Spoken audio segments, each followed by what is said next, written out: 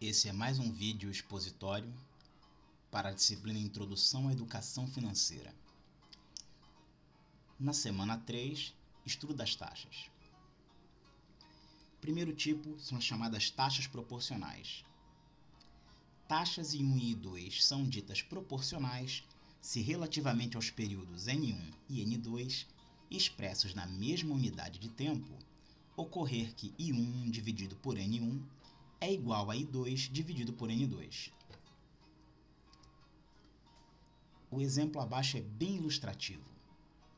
Uma taxa de 72% ao ano comparada com uma taxa de 36% ao semestre. Por que elas são proporcionais? 72% ao ano pode ser escrita em termos de meses, 72% em 12 meses.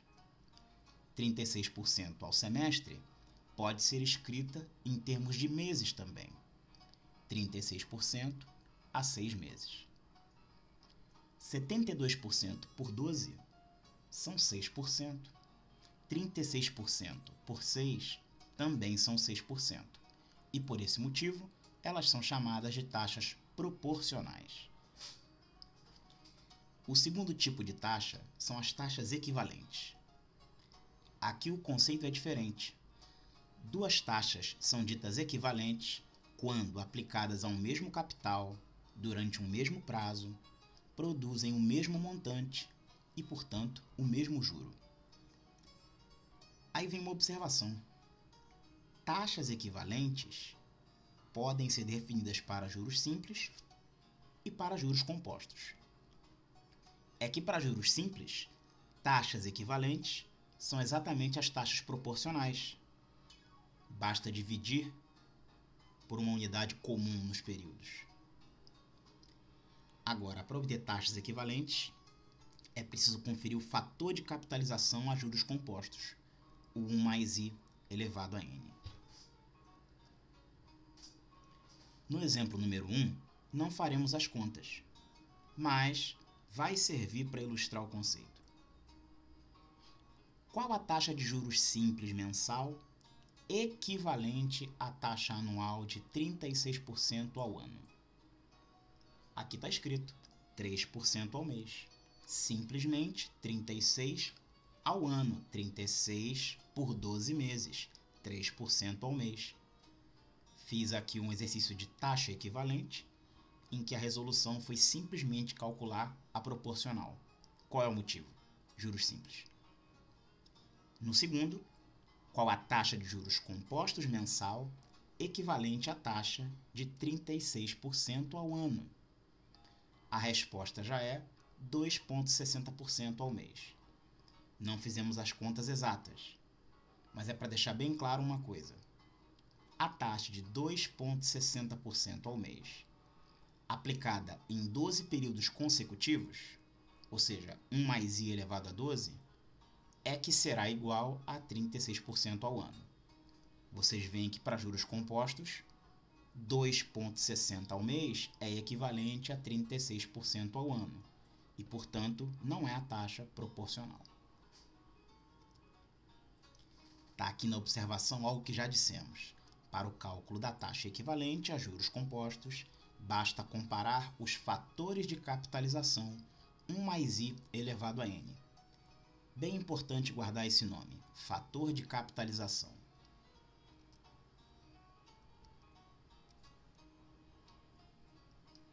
Agora a diferença entre taxa nominal e taxa efetiva. A taxa nominal é aquela que está definida em um período de tempo diferente do período de capitalização. Um exemplo de taxa nominal já aparece abaixo. 8% ao ano, capitalizados trimestralmente. Período de definição, 1 ano. Período de capitalização, 1 trimestre. Mais uma taxa, 10% ao quadrimestre. Capitalizados bimestralmente. Período de definição da taxa, quadrimestre. Essa é a taxa nominal. E ela vai ser capitalizada bimestralmente, um período diferente do período de definição. E aí vale observar que a taxa nominal não representa a taxa de juros que efetivamente está sendo utilizada na operação. Definição 4. Taxa efetiva. Taxa efetiva é aquela utilizada no cálculo dos juros. A observação que liga esses conceitos. Adota-se a convenção de que a taxa efetiva por período é proporcional à taxa nominal. Pode ficar confuso só com as palavras. Então, no próximo exemplo, vamos esclarecer. Taxa nominal de 60% ao ano com capitalização mensal. Primeira coisa que nós sabemos é que 60% ao ano é uma taxa nominal. Por quê? Porque a capitalização está num período diferente da definição. O período de definição é 1 ano e o período da capitalização é 1 mês. Como 1 ano são 12 meses, então a taxa efetiva mensal será de 60 por 12, 5% ao mês. Então vejam que o cálculo feito foi um cálculo de proporção. 60% ao ano foi interpretado como 60% em 12 meses. Por isso, proporcional a 5% ao mês. Agora, no investimento, a taxa que será utilizada será a taxa de 5% ao mês, mas ela será aplicada por 12 períodos consecutivos. Resultado: o fator de capitalização obtido na aplicação de 5% ao mês, 12 períodos, não será mais 60%. Como os juros são compostos, o fator de correção terá uma taxa superior a 60% ao ano. O exemplo 4 é importante para a observação abaixo. Então vamos olhar para ele. Se aplicarmos 10.000, a taxa de 36% ao ano, capitalizada mensalmente, qual o montante obtido ao final do ano? Diz aqui que a resposta é 14.257,60. Não vamos fazer essa conta.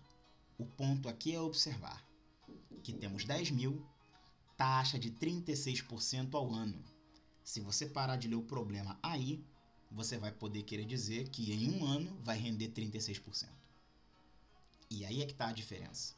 36% ano é a nominal, porque em seguida vem capitalizada mensalmente. Então é hora de pegar a taxa do ano, considerá-la para 12 meses e calcular que teremos 3% ao mês. Com esse 3% ao mês, vamos capitalizar a juros compostos. 1 mais 3% elevado a 12. E o resultado do fator de correção, como vocês podem tentar deduzir da resposta, é algo superior a 42%. 42,57%. Algo assim. E aí vem a observação. A taxa efetiva da operação em que a unidade de referência é a mesma da taxa nominal será maior do que esta. Novamente, vamos tentar esclarecer.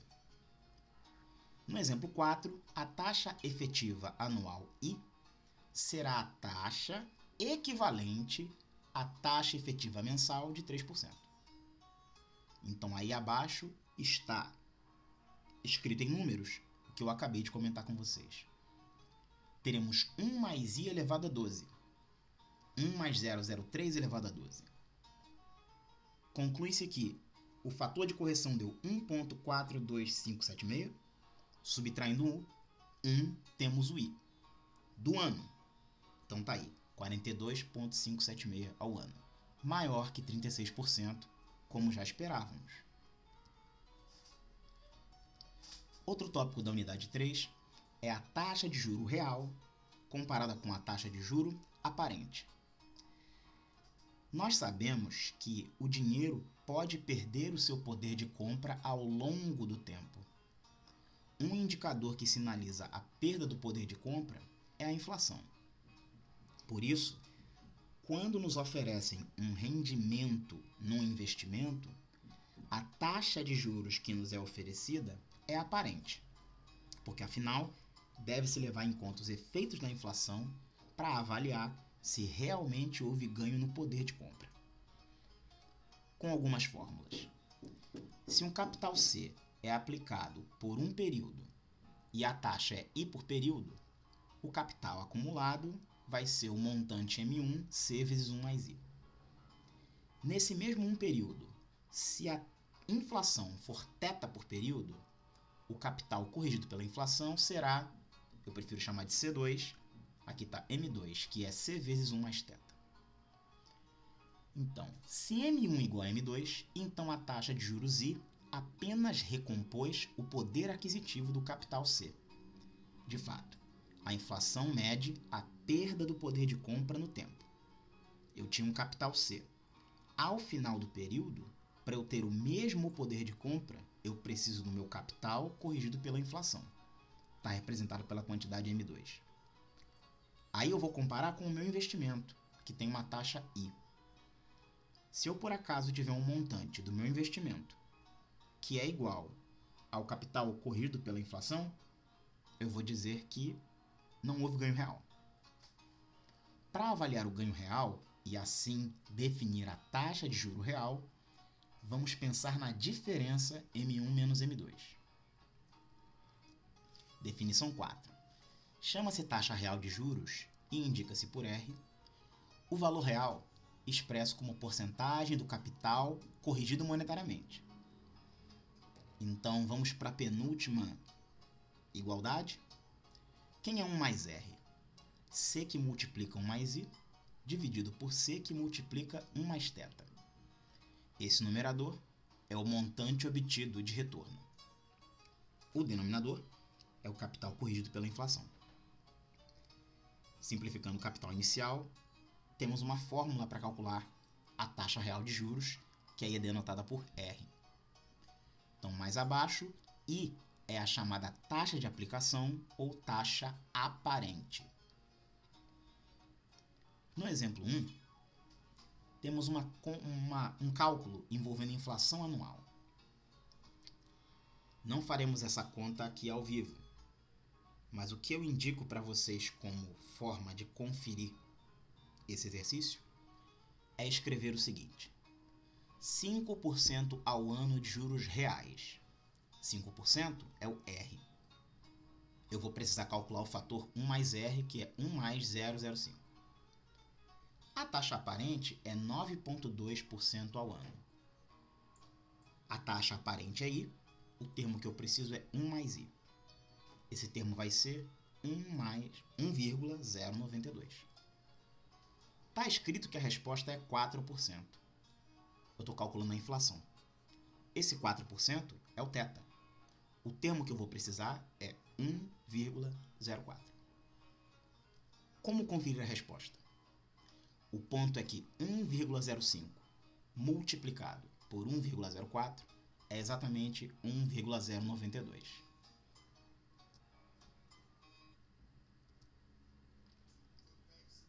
Mais um assunto, a capitalização contínua.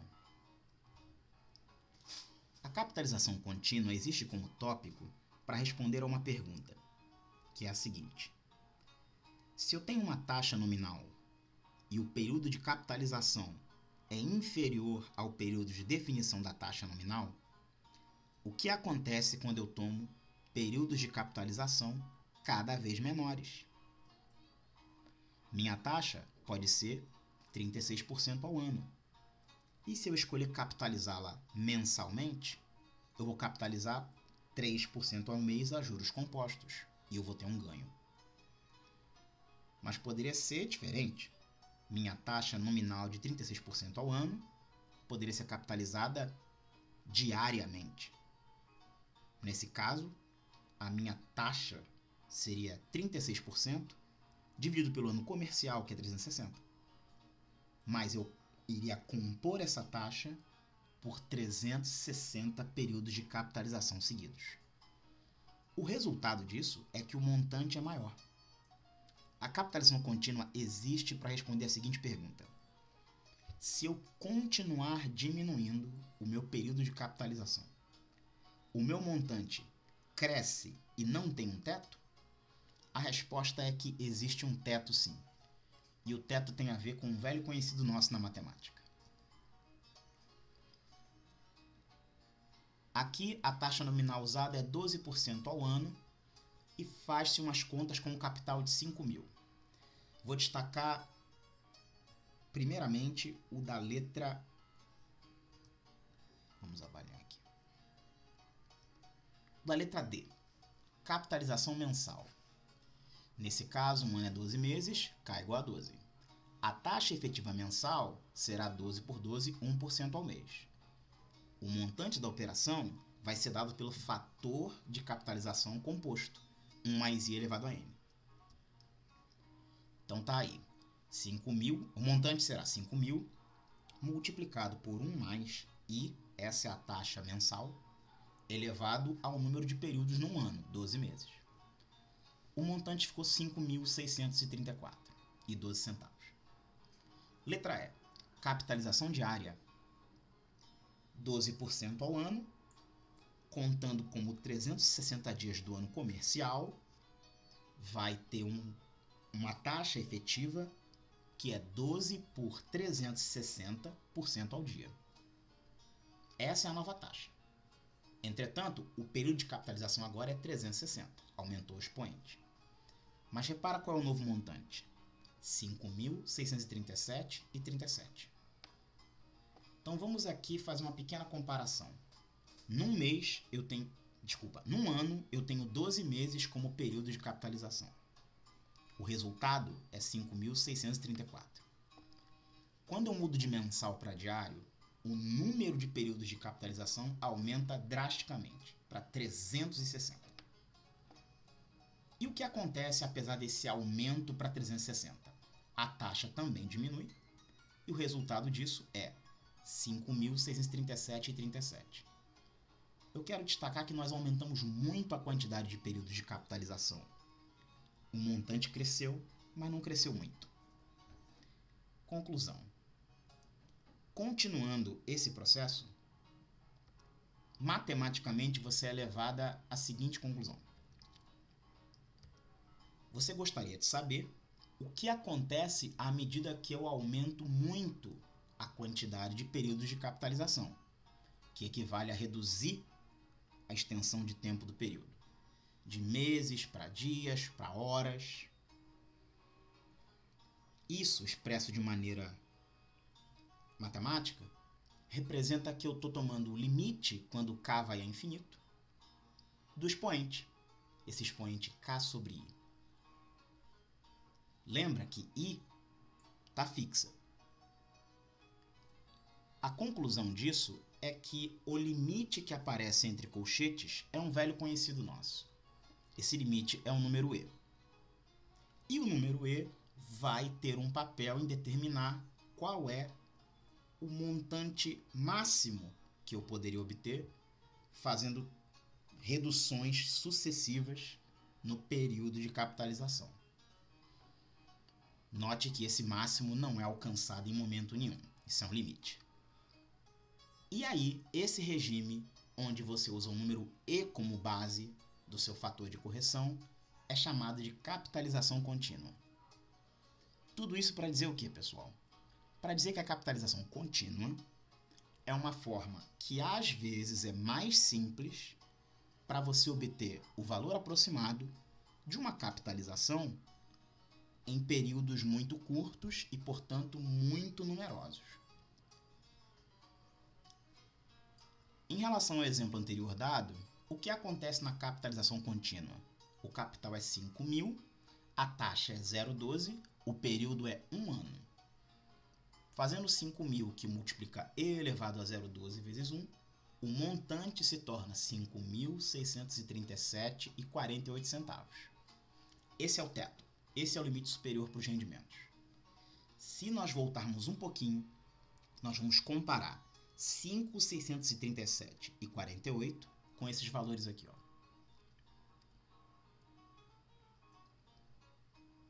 Não fizemos a capitalização horária, mas vocês podem ver que o resultado dela é 5.637,48. ou seja, até a segunda casa decimal já é igual à capitalização contínua. Um caso menos extremo é o caso da capitalização diária, da letra E. Ali o resultado foi 5.637,37 centavos. Ali nós temos diferenças de centavos, mas, usando a fórmula para a contínua, obtemos uma boa aproximação.